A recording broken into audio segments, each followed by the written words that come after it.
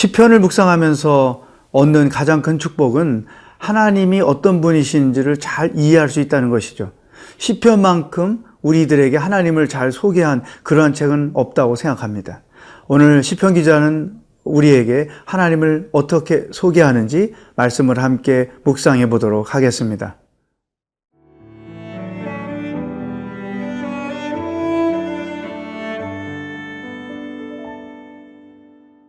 시편 99편 1절에서 9절 말씀입니다. 여호와께서 다스리시니 만민이 떨 것이요 여호와께서 그룹 사이에 좌정하시니 땅이 흔들릴 것이로다. 시온에 계시는 여호와는 위대하시고 모든 민족보다 높으시도다. 주의 크고 두려운 이름을 찬송할지니 그는 거룩하심이로다. 능력 있는 왕은 정의를 사랑하느니라. 주께서 공의를 견고하게 세우시고 주께서 야곱에게 정의와 공의를 행하시나이다. 너희는 여호와 우리 하나님을 높여 그의 발등상 앞에서 경배할지어다. 그는 거룩하시도다. 그의 제사장들 중에는 모세와 아론이 있고 그의 이름을 부르는 자들 중에는 사무엘이 있도다. 그들이 여호와께 간구하매 응답하셨도다.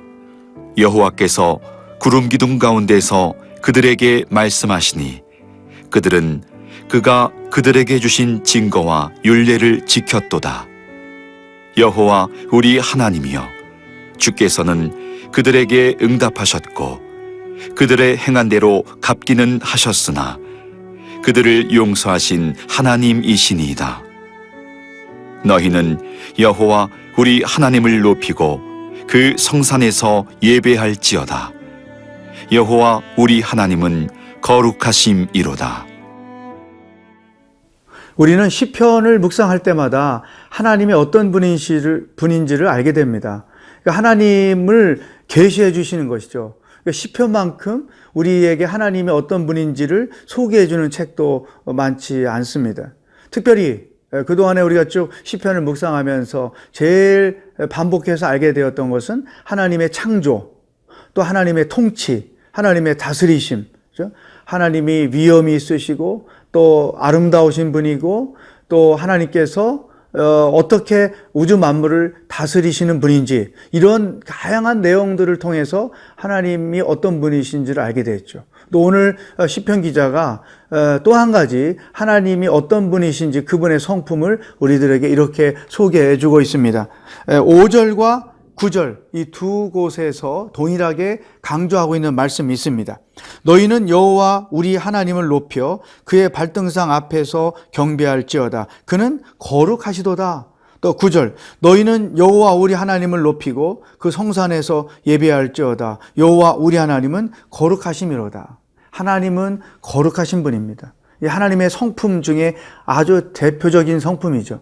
하나님이 거룩하신 분이기 때문에 그분은 모든 일들을 의롭게 행하시는 분이죠. 특히 공의롭고 정의롭게 행하시는 분이시다.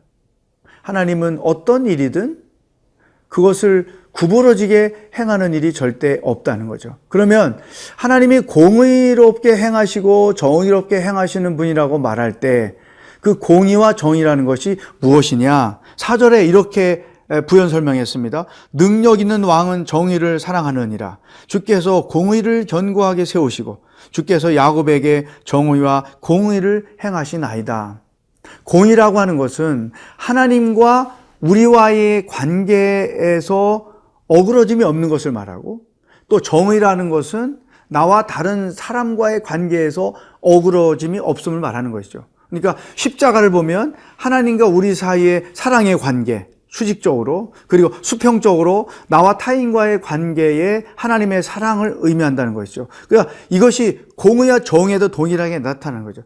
하나님과 나 사이에 어그러짐이 없고 나와 타인과의 관계에 어그러짐이 없을 때 공의와 정의가 우리 삶 가운데 나타나는 것이죠. 사랑하는 여러분, 나는 하나님과 어떤 관계 속에서 믿음 생활을 하고 있는가?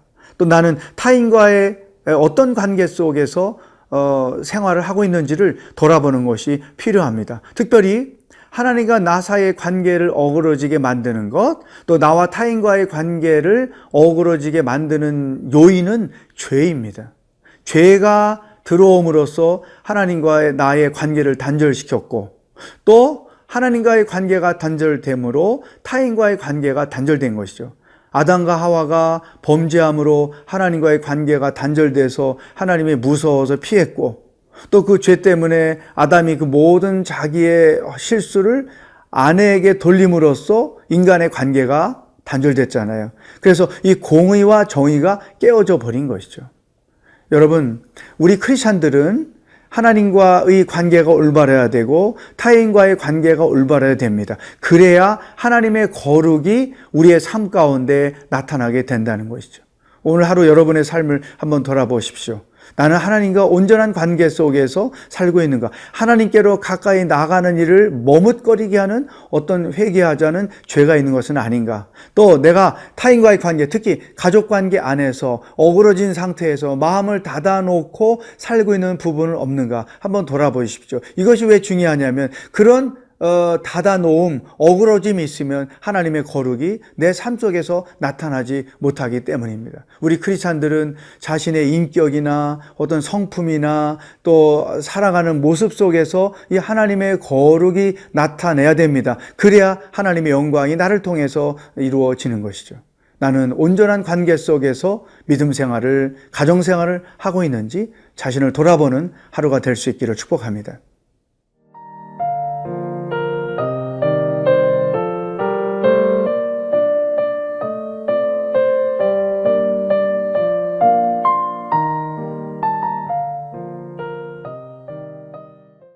시편 기자는 하나님은 거룩하신 분이다. 따라서 우리의 삶이 그 거룩을 나타내는 것이 되어야 한다. 우리에게 좋은 교훈의 말씀을 주셨습니다. 또 한 가지 하나님이 어떤 분인지를 우리에게 설명합니다. 만약에 하나님이 거룩하신 분이고 또 모든 일을 공의와 정의로 행하시는 분이라고만 생각하면 사실 우리는 하나님 앞에 숨을 쉬기가 어렵습니다. 때로는 하나님이 무서울 수밖에 없죠. 마치 아담이 선악과를 따먹는 죄를 범하고 나서 하나님이 무서워서 나무 뒤에 숨었던 것과 똑같은 것이죠. 그런데 놀랍게도 하나님은 공의로우신 분이고 정의를 행하시는 분이지만 동시에 또한 이런 분입니다. 시편 기자가 8절에서 우리에게 하나님을 이렇게 소개합니다. 여호와 우리 하나님이여, 주께서는 그들에게 응답하셨고 그들의 행한 대로 갚기는 하셨으나 공의와 정의로 통치하시는 분이기는 되지만 이렇게 말합니다. 그들을 용서하신 하나님이시다. 하나님은 용서의 하나님이다. 이 말씀이 우리들에게 얼마나 위로가 되는지 몰라요. 하나님은 모든 일을 거룩하게 공의롭게 통치하시고 다스리시지만 동시에 그 하나님께는 용서가 있다는 거죠.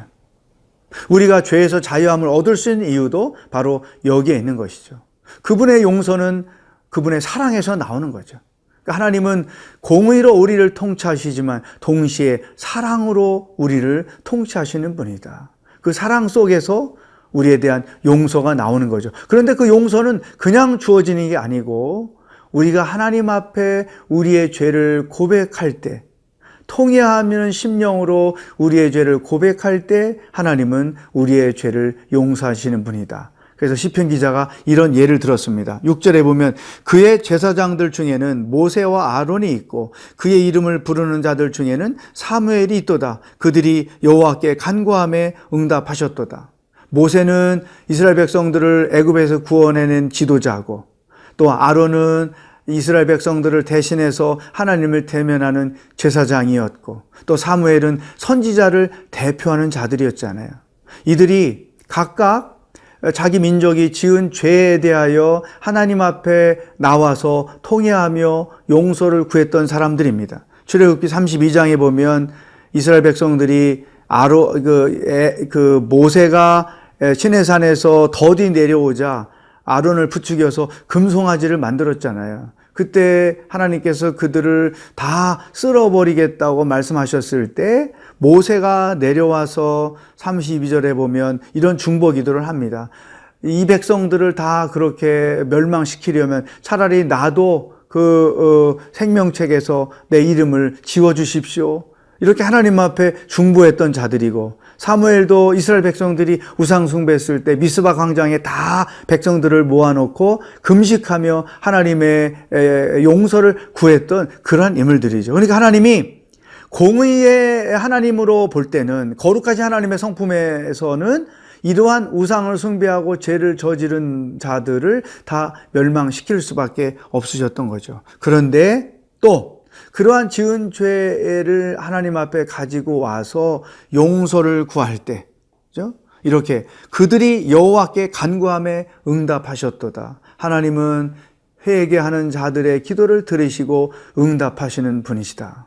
자, 여러분, 시편 기자가 정말 심오한 하나님의 성품을 우리들에게 소개해 준 것입니다. 하나님은 모든 일을 거룩하게 행하시는 분이지만, 또 하나님의 거룩으로만 보면 우리 인간들은 다 그 죄로 인하여 심판받고 멸망당할 수밖에 없는 존재인데, 또 하나님은 용서의 하나님이라 우리가 그 죄를 깨닫고 하나님께 나와 고백할 때 우리의 모든 죄를 용서하시는 하나님이시다.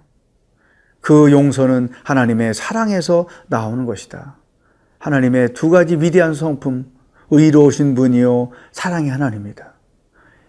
이 모습이 가장 잘 나타나는 것이 신약성경에서 예수님인 거죠. 예수님은 십자가에서 우리에게 이 두 가지를 다 보여준 거예요.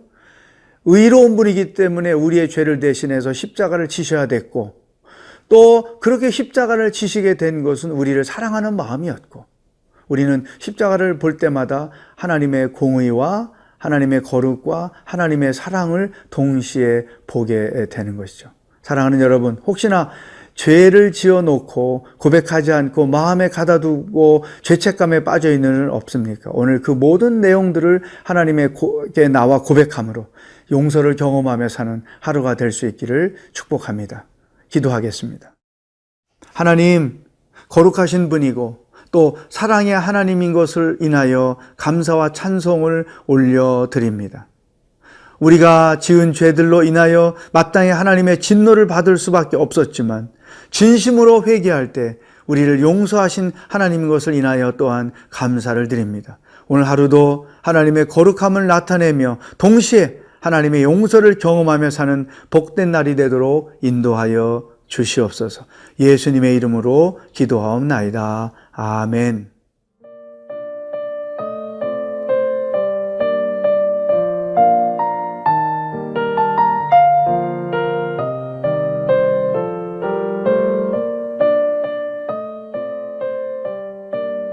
이 프로그램은 시청자 여러분의 소중한 후원으로 제작됩니다.